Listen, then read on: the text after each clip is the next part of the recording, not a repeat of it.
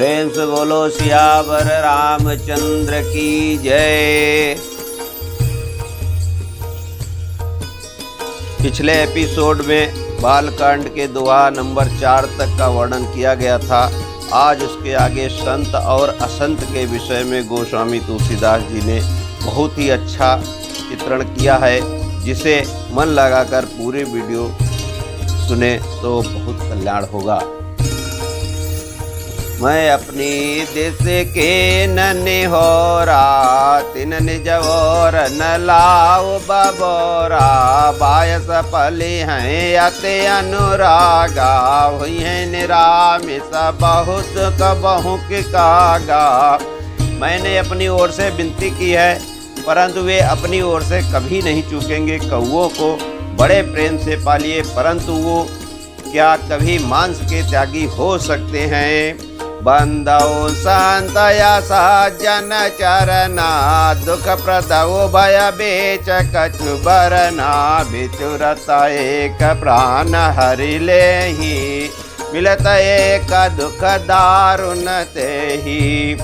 अब मैं संत और असंत दोनों के चरणों की वंदना करता हूँ। दोनों ही दुख देने वाले हैं, परंतु उनके कुछ अंतर कहा गया है कि यह अंतर यह है कि एक संत तो बिछुड़ते समय प्राण हर लेते हैं और दूसरे असंत मिलते हैं तब दारुण दुख देते हैं। अर्थात संतों का बिछुड़ना मरने के समान दुखदायी होता है और असंतों का मिलना उपजहि एक संग जग माही जलज जो जिमे गुण बिलगाही सुरा सुधा सम साधु या साधु जनक एक जग जल दे जा साधु।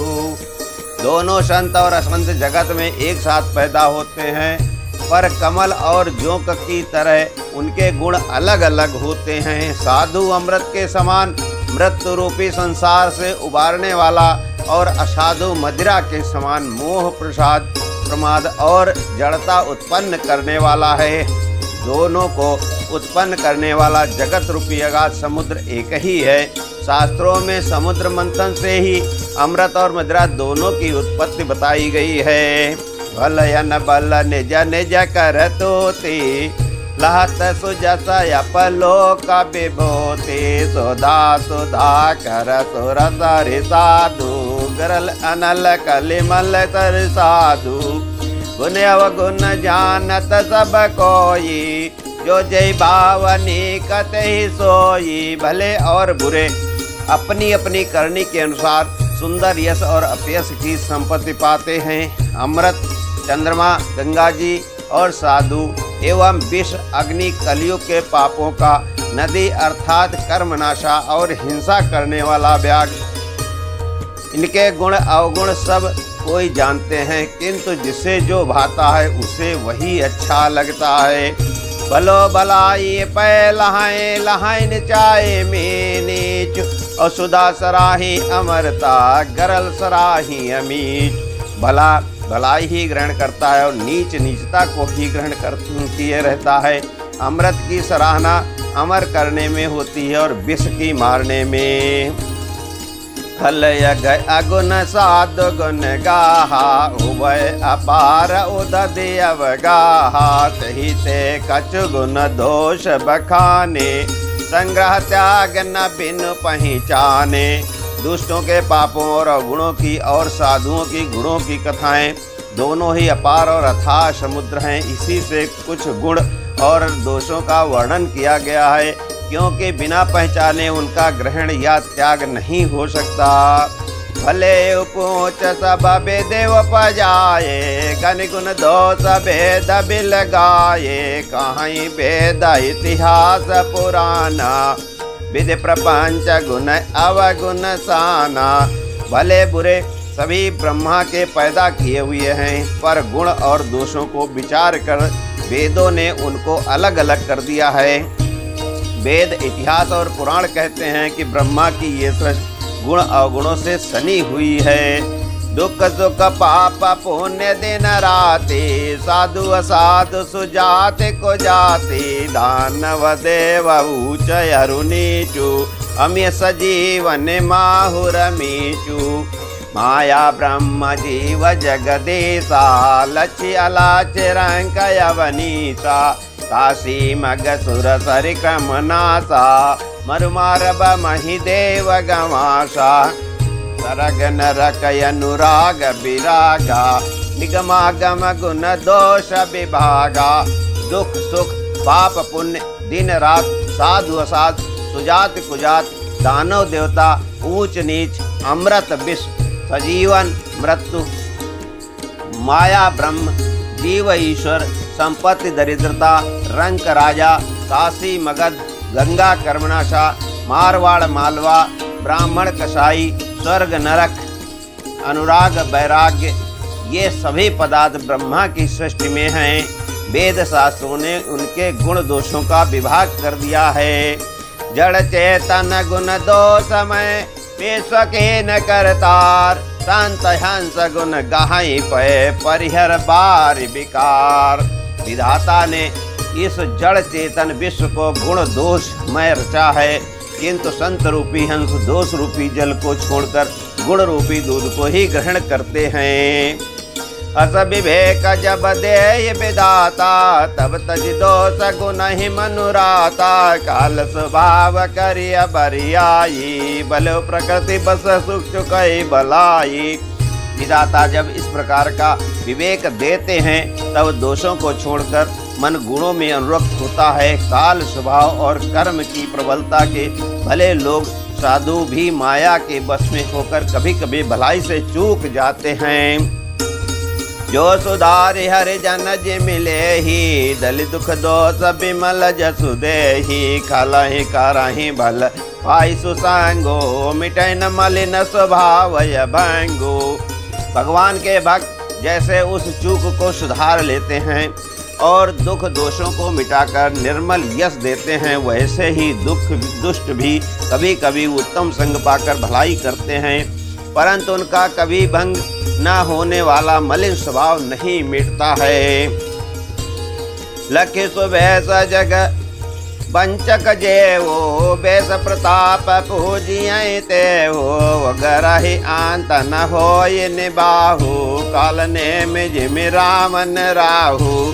जो वेशधारी ठग हैं उन्हें भी अच्छा साधु का वेश बनाए देखकर वेश के प्रताप से जगत पूजता है, परंतु एक न एक दिन वे चौड़े आ ही जाते हैं। अंत तक उनका कपट नहीं निभता, जैसे काल ने रावण और राहु का हाल हुआ है। कियो को बेस साधु सन मानो जिम जग जामवंत हनुमानो। हानि कुसंग सुसंगत लाहो लोकहु भेद विदित सब काहू। बुरा वेश बना लेने पर भी साधु का सम्मान ही होता है। जैसे जगत में जम्बवान जामवान और हनुमान जी हुआ, बुरे संग से हानि और अच्छे संग से लाभ होता है। ये बात लोक और वेद में है और सभी लोग इसको जानते हैं। गगन चढ़ाए रज पवन प्रसंगा की चह मिलाए नीच जल संगा। साधु असाधु सदन सुख सारी सुमिरहि राम देहि गनिगारी। इस प्रकार पवन के संग से धूल आकाश चढ़ जाती है और वही नीच जल के संग से कीचड़ में मिल जाती है। साधु के घर के तोता मैना राम राम सुमिरते हैं और असाधु के घर के तोता मैना गिनकर कर गालियां देते हैं। धूम को संगत कार्य कहोई लखिय पुराण मांजो मसि सोई। सोई जल अनल अनिल संगाता होई जलद जग जीवन दाता। कुसंग के कारण धुआं कालिक कहलाता है, वही धुआं सुंदर स्याही होकर पुराण लिखने के काम में आता है और वही धुआं जल अग्नि और पवन के संग से बादल होकर जगत को जीवन देने वाला बन जाता है। ग्रह बेसज जल पवन पट पाई को जोग सुजोग होय को वास्त सुवास्त जग लखिय सुलाछन लोग। ग्रह औषध जल वायु और वस्त्र ये सब भी कुसंग और सुसंग पाकर संसार में बुरे और भले पदार्थ हो जाते हैं। चतुर एवं विचारशील पुरुष ही इस बात को जान पाते हैं। तम प्रकाश तम पाखदो नाम भेद विद कीन। सदिशो सग पोसग समुझी जग जस अपजस दीन। महीने के दोनों पखवारों में उजियारा और अंधेरा समान ही रहता है, परंतु विधाता ने इसके नाम में भेद कर दिया है। एक का नाम शुक्ल और दूसरे का नाम कृष्ण रख दिया है। एक को चंद्रमा का बढ़ाने वाला और दूसरे को उसका घटाने वाला समझकर जगत ने एक को सुयश और दूसरे को अपयश दे दिया है। जड़ चेतन जग जीव जत सकल राम मैं जान, बंदौ सबके पद कमल सदा जोर जुग पानी। जगत में जितने जड़ और चेतन जीव हैं सबको राम में जानकर मैं उन सबके चरण कमलों की सदा दोनों हाथ जोड़कर वंदना करता हूँ। देव धनुज नर नाग खग प्रेत पितर गंधर्व बंदौ किन्नर रजनिचर कृपा करहु सब सर्व। देवता दैत्य मनुष्य नाग पक्षी प्रेत पितर गंधर्व किन्नर और निशाचर सबको मैं प्रणाम करता हूँ। अब सब मुझ पर कृपा कीजिए। आकर लागे 484 जाति जीव जल थल नभ भासी, श्री राम मैं सब जग जानी करो प्रणाम जोर जुग पानी। 84 लाख योनियों में 4 प्रकार के स्वयजद अंडज उद्भिज और जरायुज जीव जल पृथ्वी और आकाश में रहते हैं। उन सबसे भरे हुए इस सारे जगत को श्री सीता राम में जानकर मैं दोनों हाथ जोड़कर प्रणाम करता हूँ। जानी कृपा कर किंकर मोहो सब मिल करो छाड़े छल छहो, निज बुध बल समहि नाही ताते विनय करो सब पाही। सबको अपना दास जानकर कृपा की खान आप सब लोग मिलकर जल छल छोड़कर कृपा कीजिए। मुझे अपने बुद्धि बल का भरोसा नहीं है, इसीलिए मैं सबसे विनती करता हूँ। करन चाहूँ रघुपति गुण गाहा, लघुमति मोर चार दयवगाहा। सुजन एक अंग पाओ, मन मति रंग मनोरथ राओ। मैं श्री रघुनाथ जी के गुणों का वर्णन करना चाहता हूँ, परंतु मेरी बुद्धि छोटी है और श्री राम जी का चरित्र था है। इसके लिए मुझे उपाय का एक भी अंग अर्थात कुछ लेश मात्र भी उपाय नहीं सूझता। मेरे मन और बुद्धि कंगाल है, किंतु मनोरथ राजा है। मति अति नीच ऊंच रुचि जाची, चाहिए अमीय जग चुरई न छाछी। क्षमीय साजन मोरे डिठाई, सुनी है बाल बचन मन लाई। तुलसीदास जी कहते हैं मेरी बुद्धि तो अत्यंत नीची है और चाह बड़ी ऊंची है। चाह तो अमृत पाने की है, पर जगत में जुड़ती छाछ भी नहीं। सज्जन मेरे ढिठाई को क्षमा करेंगे और मेरे बाल बचनों को मन लगाकर सुनेंगे। जो बालक कहा तो तर बाता, सुनहि मुदित मन पितु अरु माता। हंसियं कूर कुटिलक विचारी, जय पर दूषण भूषण धारी। इस प्रकार जैसे बालक जब तोतले वचन बोलता है तो उसके माता पिता उसके प्रसन्न मन से सुनते हैं, किंतु क्रूर कुटिल और बुरे विचार वाले लोग जो दूसरों के दोषों को ही भूषण रूप से धारण किए रहते हैं, अर्थात जिन्हें पराये दोष ही प्यारे लगते हैं, वे लोग हंसेंगे।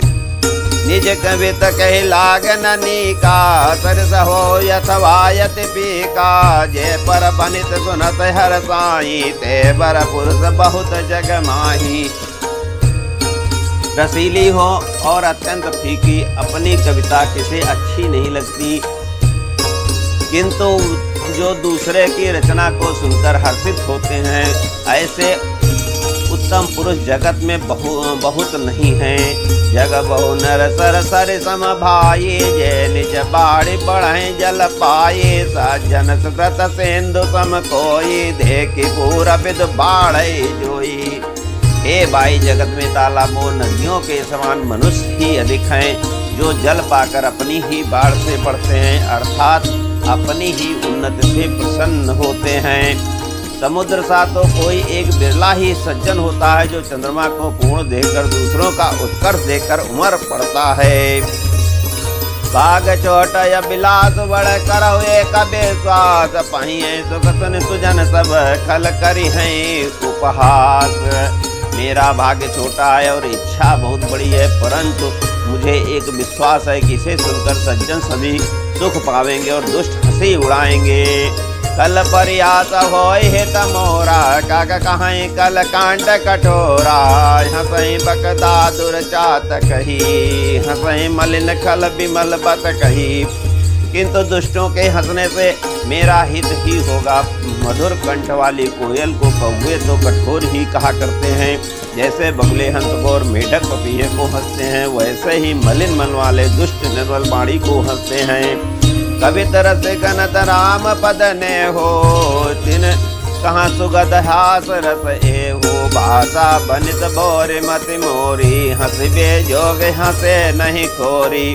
जो न तो कविता के रसिक हैं और न जिनका श्री रामचंद्र जी के चरणों में प्रेम है, उनके लिए यह कविता सुखद हास्य रस का काम देगी। प्रथम तो ये भाषा की रचना है, दूसरे मेरी बुद्धि भोली है, इससे ये हंसने के योग्य ही है, हंसने में उन्हें कोई दोष नहीं है। प्रभु पद प्रीत न समुझनी की, तिन कथा सुन लागहि फीके। हरिहर पद रति मति न कुतर की, तिन कहूँ मधुर कथा रघुबर की।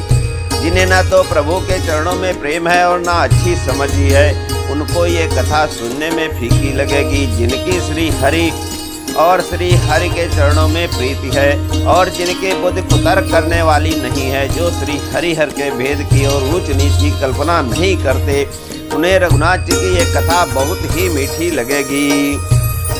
राम भगत बोस तजिया जानी, सुनिए सुजन सराय सुबानी। कवि न हो नहीं बचन प्रवीणु, सकल कला सब विद्याहीनु। इस प्रकार सज्जनगण इस कथा को अपने जी में श्री राम जी की भक्ति से विभूषित जानकर सुंदर वाणी से सराहना करते हुए, मैं न तो कवि हूँ न चाणक्य की रचना में ही कुशल हूँ, मैं तो सब कलाओं तथा सब विद्याओं से रहित हूँ। आखिर अर्थ अलंकृत नाना, छंद प्रबंध अनेक विधाना। भाव वेद रस वेद अपारा, कविद दोष गुण विविधे प्रकारा। नाना प्रकार के अक्षत अर्थ और अलंकार अनेक प्रकार की छंद रचना, भावों और रसों के अपार भेद और कविता की भांति भांति के गुण दोष होते हैं। कविता विवेक एक नहीं मोरे, सत्य कहाऊं लिख कागद कोरे।